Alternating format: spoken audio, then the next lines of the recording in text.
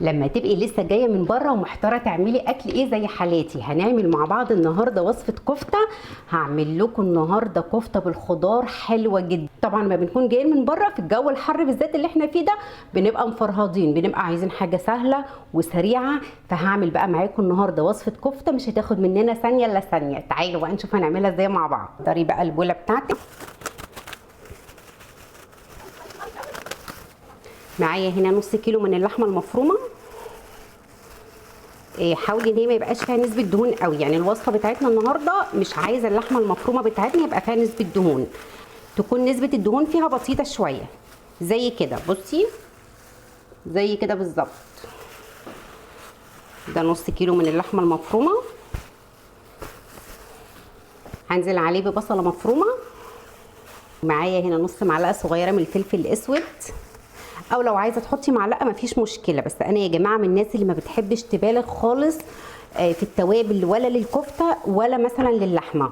يعني لو هعمل اي لحمه ما بحبش برضو ابالغ فيها خالص بنسبه التوابل. ومعايا هنا برضو نص معلقه صغيره من البابريكا.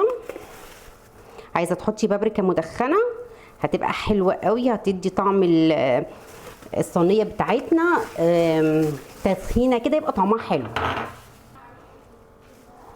هنا حطيت معلقه صغيره من الملح، وهبدا بقى اعجن الكفته بتاعتي بالشكل ده.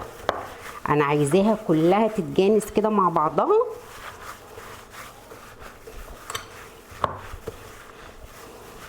اعجنيها كويس، اهم حاجه اللي انت لازم تسمغي الكفته وتعجنيها كويس قوي. عايزه اقول لكم ان صينيه الكفته بالخضار دي طعمها حلو قوي قوي، ما بتاخدش مننا ثواني اصلا. يا جماعه انا من الناس اللي في الصيف بتفرهد من الحر بصراحه، بحب ادخل المطبخ ما اقعدش فيه اكتر من نص ساعه. هتلاقوني بحب اعمل اكلات سريعه قوي في الصيف بصراحه. اكيد كلكم زيي برضو. بصوا هنا خليتها كلها كده تتجانس مع بعضها وتبقى بالشكل ده. احنا لسه على فكره هنحط لها كمان معلقتين بقسماط علشان يمسكوها شويه. معايا هنا بقى معلقتين كبار من البقسماط، ادي معلقه وادي المعلقه الثانيه، ومعلقه صغيره من البيكنج باودر. وابدا بقى اقلب الخليط ده كده مع بعضه لعند بقى اما كلهم كده يتجانسوا مع بعض. عايزه تزودي توابل تانية زودي مفيش مشكله، لكن انا بصراحه ممكن تحطي على فكره بهارات لحمه او تحطي بهارات سبعه، لكن انا لما بحب اعمل كفته معظم الوقت يعني بحب اكتفي بالبابريكا والفلفل الاسود، لكن لو عايزه تحطي مفيش مشكله براحتك.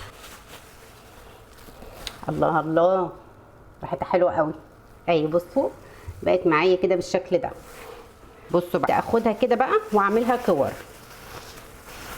معلش بقى يا جماعه اضطر ان انا اقلع الجلافز بقى في الوقت ده، لاني انا مش هعرف اكورها خالص وانا ماسكه الجلافز. اهي تقدري طبعا تعملي حجم الكوره اللي انت عايزاه. عايزاه كبير اوكي مفيش مشكله، عايزاه صغير برده مفيش مشكله خالص. اهي انا هعملها الحجم ده كده. بصوا نفس الحجم ده مفيش مشكله. عايزه تعمليها حجم صغير عن كده اوكي برضو.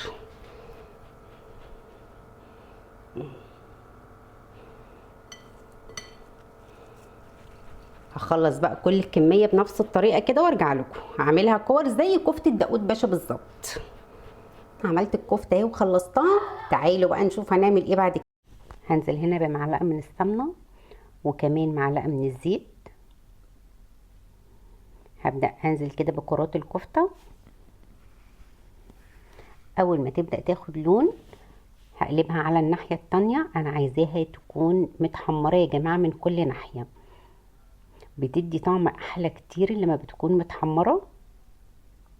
انا عايزاها تكون باللون ده كده. في الوقت ده بقى هبدا اشيلها،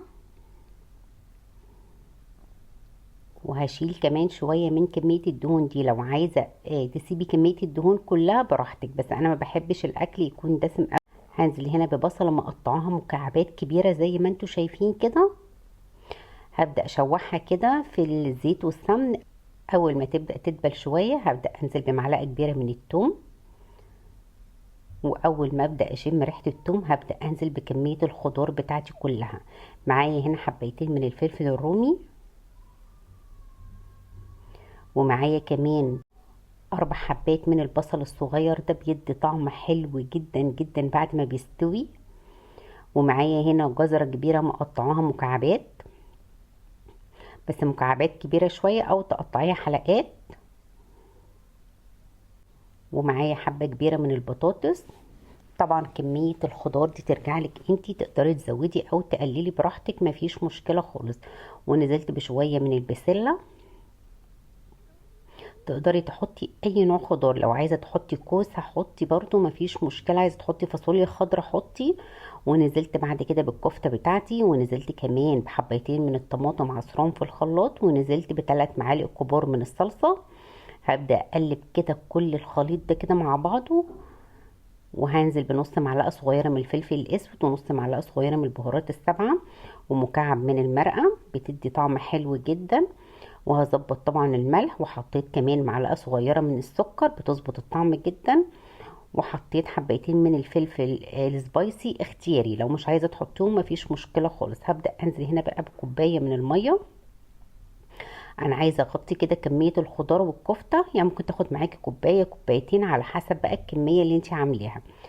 هتبدأ تغلي، وبعد كده هغطي عليها واسيبها تستوي، مش هتاخد اكتر من ربع ساعة على النار، وهتبص تلاقيها استوت، لان البطاطس بتستوي بسرعة والبسلة كمان بتستوي كمان على طول. فهتلاقيها بصي مش هتكمل معاكي تلت ساعة بالكتير قوي، هتلاقيها استوت وبقت معانا بالشكل اللي انتوا شايفينه ده. وشمولي بقى احلى ريحة، وكلولي احلى صينية ممكن تدوقها في حياتكم. عاوزه اقولك كمان انك لو عايزه تعمليها في الفرن اعمليها برضو مفيش مشكله خالص. بعد ما تحطي كميه الخضار والكفته اديها بس غلوه كده على النار، وبعد كده دخليها الفرن تستوي وتاخد لون، هتبقى حلوه جدا برضو. بس انا بصراحه استسهلت وعملتها على البوتاجاز من فوق، بس مش قادره اقول لكم يا جماعه طعمها خطير خطير خطير. قدمتها طبعا مع رز بشعريه، لو عاوزه تقدميها برضو مع رز بسمتي هتبقى حلوه جدا.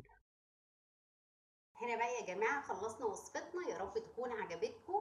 انا عايزاكم تجربوا الوصفه دي والطريقه دي، وصدقوني هيشكروكي في البيت على طعمها وعلى حلاوتها، لو ما خدتش مننا وقت. واستنوني في فيديو جديد ووصفه جديده ان شاء الله. سلام.